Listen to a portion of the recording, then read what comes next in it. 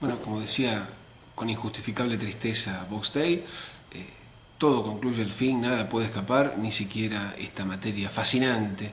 Y el día de mañana, sábado, 1 de diciembre, ustedes van a estar rindiendo ya el final para desaparecer de nuestras aulas y seguir con sus vidas académicas. Para que lo hagan con éxito y que les vaya bien el final de mañana, vamos a contestar algunas de las consultas que nos han llegado en vísperas del examen a nuestra dirección, que ya conocen, consultassemiciudad@yahoo.com.ar. La primera consulta es de Lionel, que dice, hace una serie de preguntas sobre retórica. Dice, Corax crea un plan textual basado en el discurso. ¿Esta es la retórica antigua? No, ojo. Corax es uno de los primeros retóricos. De hecho, se dice que es el inventor, junto con Tisias, de la primera escuela de retórica. Es decir, de una primera institución en la cual se enseñaba a las personas no a analizar textos, sino a producirlos. Se les enseñaba a persuadir, ¿sí? Vinculado justamente a una disputa por las tierras, etc. Entonces, a Corax se lo reconoce como el inventor de la primera escuela de retórica. La retórica antigua se conoce a toda esta escuela griega y también latina que reflexionó acerca de la organización del discurso, especialmente del discurso persuasivo. Pero bueno, tenía esos 3 géneros de retórica, etc. La primera reflexión sistemática sobre el lenguaje. Pero no confundan los conceptos. ¿Sí? Acá decís, bueno, crea un plan textual. No, Corax no habla de plan textual. No se confundan con la terminología. Algo parecido cuando decís, ¿en qué momento se comienza a desarrollar la máquina retórica? Dentro de la dispositio se encuentra el plan textual.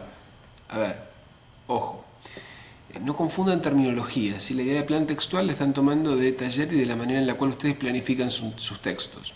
El concepto de dispositio designa la organización del texto en los términos de la antigua retórica, ¿sí? Que puede coincidir o no con el plan textual que ustedes tienen pensado. Si quieren, podríamos decir que el plan textual es la dispositio del texto, es decir, las partes, las secciones que va a tener el texto. Pero no es que está dentro de la dispositio, porque la dispositio justamente es eso, es el esqueleto del texto retórico. ¿Podría explicar las pruebas técnicas y las extratécnicas y dar algún ejemplo? A ver, volvemos, esto es Barthes, ¿no? Sobre la retórica antigua. Él dice, las pruebas, es decir, los argumentos, pueden ser de 2 tipos. Pueden ser argumentos que se presentan como ajenos a la máquina retórica, es decir, que se presentan como datos de lo real que entran en el texto, o bien pueden ser datos, pueden ser pruebas, argumentos, construidos en el texto, ¿sí? Las pruebas extratécnicas, que son las primeras, las ajenas a la tecné retórica, son aquellas que se supone, son como una especie de muestra de lo real, de lo que está fuera del texto. Ejemplo tradicional, típico de esto son las cifras. Fíjense en el discurso político. Cuando se presentan las cifras, el 40% de los argentinos hace tal o cual cosa, ¿qué es lo que se supone? Se dice, mira, yo no estoy inventando esto. No forma parte de mi discurso argumentativo, sino de, entre comillas, la realidad. Ahora, ¿qué pasa? Cuando uno presenta la realidad en el texto, lo hace siempre construyéndolo textualmente. Entonces, las pruebas ajenas a la retórica tienen esa ficción de que son una puerta, una ventana hacia lo real, pero en realidad se construyen textualmente también. Yo siempre doy el ejemplo de las estadísticas. Si digo que el 20% de las personas ama a sus padres, el 50% de las personas los quiere más o menos, que el 25% de las personas ama a sus padres, el 50% de las personas más o menos, y el 25% de las personas las odia. ¿Qué puedo decir? Puedo decir que el 75% de las personas ama mucho o poco a sus padres, o puedo decir que el 75% de las personas odia mucho o poco a sus padres. Fíjate que esa prueba que se presenta como ajena a la tecné, es decir, como una prueba extratécnica, un dato de lo real, aparece en realidad configurada discursivamente. Pero bueno, para la retórica las pruebas extratécnicas son esas. Son las pruebas que se presentan como datos de lo real incrustadas en el texto retórico. Mientras que las pruebas típicamente retóricas, ¿sí? Las pruebas técnicas, las pruebas internas a la tecné, son aquellas que se construyen en el propio texto, ¿sí? El exemplum, bueno, todo lo que vieron con Barthes, obviamente el entimema, todas las técnicas retóricas que vieron con Perelman, son todas pruebas técnicas, es decir, formas de construir el argumento la prueba, dentro del propio texto. Fíjate que en ese caso, por ejemplo, el argumento por la ilustración o el ejemplo es un típico caso de prueba construida dentro de la TECNE. Vos cuando das un ejemplo o cuando das una ilustración, ¿qué haces? Invertís la relación entre el caso particular y la regla general o la premisa mayor.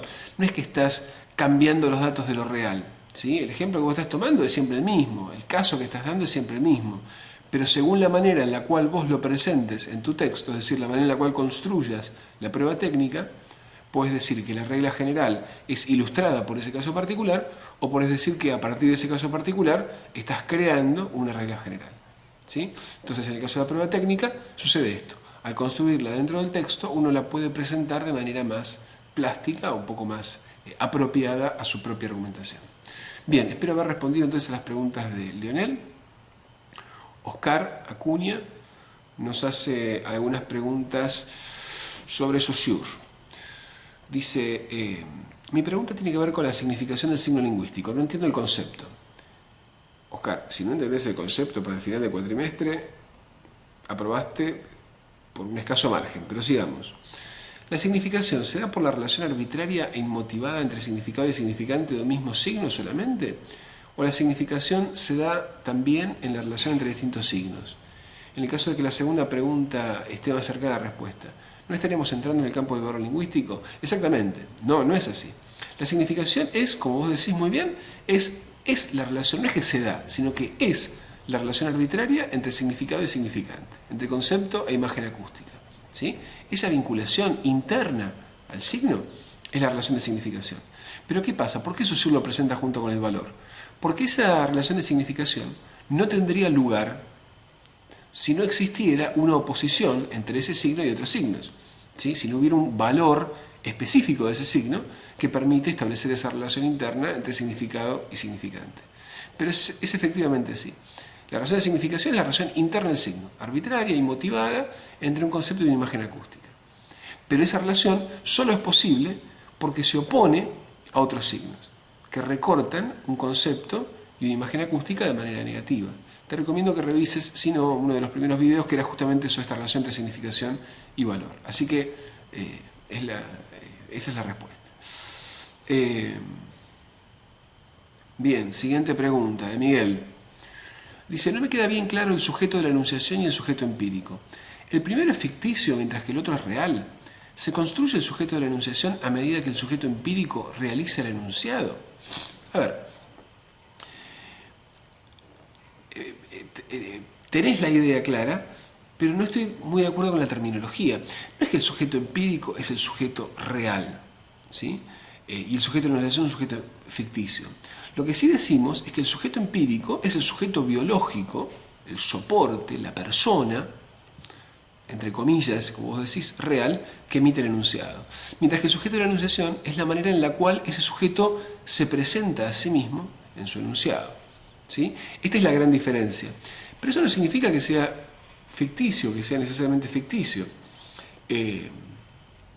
Yo ahora, por ejemplo, soy un sujeto empírico, Juan, pero me presento como un sujeto de la enunciación específico, como profesor.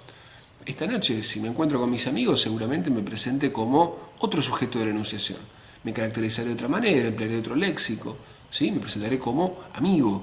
Y no es que en un caso soy ficticio y en otro caso no, sino que son diversas maneras, diversas identidades discursivas que yo construyo a través del enunciado, ¿sí? De hecho, no podemos acceder nunca al sujeto empírico si no es a través de los sujetos construidos enunciativamente, ¿sí? La manera que tenemos de vincularlos entre nosotros es a través del lenguaje, es decir, proponiendo una identidad a través del lenguaje. Ese es el sujeto de la enunciación. Mientras que el sujeto empírico es ese soporte biológico, ¿sí? Físico del enunciado. Y que obviamente no se puede analizar, al menos no a través de las herramientas de la teoría de la enunciación. Y la segunda pregunta, ¿por qué la instancia de enunciación es causa y efecto del enunciado? Es una linda pregunta esta, porque, ¿qué pasa? es muy parecida o está muy vinculada con la pregunta anterior. ¿Qué es la instancia de enunciación? ¿Qué es el contexto? ¿Qué es el enunciado? ¿Cómo se modifican mutuamente? Por ejemplo, yo ahora te estoy contestando, estoy dando esta clase desde la biblioteca de mi casa. ¿Esto qué es? ¿Qué es? Y para ustedes se convierte casi en un aula virtual. Es decir, ustedes no saben exactamente dónde estoy yo. Ven unos libros atrás, yo que les hablo, asumen que esto es una forma de biblioteca, es una forma de aula, pero es el living de mi casa. Entonces, la manera de construir este contexto como aula o como living de mi casa es, en parte, discursivamente. Es decir, dentro de la propia enunciación proponemos una escenografía que construye una representación de ese contexto. Y es importante esto porque los contextos no son válidos por sí mismos, ¿sí? Fíjate cuando se hace una clase pública, por ejemplo, ahí en Ciudad Universitaria. Tiene una explanada donde ustedes pueden ir a tomar sol cuando tienen una hora libre, o esa misma explanada se puede convertir en un aula cuando dan una clase. ¿Qué es lo que cambia de un caso al otro? Bueno, no cambia el lugar es exactamente el mismo, el lugar físico es exactamente el mismo. Lo que cambia es la manera en la cual es construida a través del enunciado. ¿Sí? Entonces, ¿por qué es esto tan importante? Porque, por una parte, la situación de enunciación condiciona el enunciado. ¿Sí? Nosotros como sujetos tendemos a hablar de determinada manera en determinadas situaciones, concepto de género, y a su vez es efecto del enunciado. Es construida o es organizada simbólicamente a través del enunciado. Entonces el lugar en el que yo estoy ahora es mi casa, pero es también un aula. Y por una parte, al ser mi casa, yo puedo grabar estas clases y puedo colgarlas en YouTube, y eso es causa de mi enunciado, pero por otra parte yo lo resignifico como un aula, como una biblioteca, a través del enunciado que estoy produciendo en este mismo momento. ¿Sí?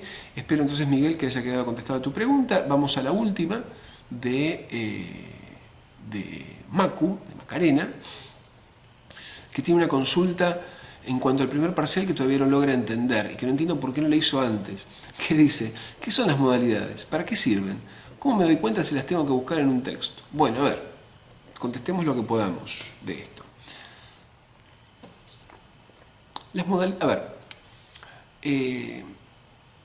modalidades son las actitudes del sujeto de la enunciación con respecto a el acto de la enunciación, modalidad de la enunciación, con respecto al contenido del enunciado, modalidad del enunciado, y con respecto a la forma en la cual organiza la información en ese enunciado, que es la modalidad del mensaje.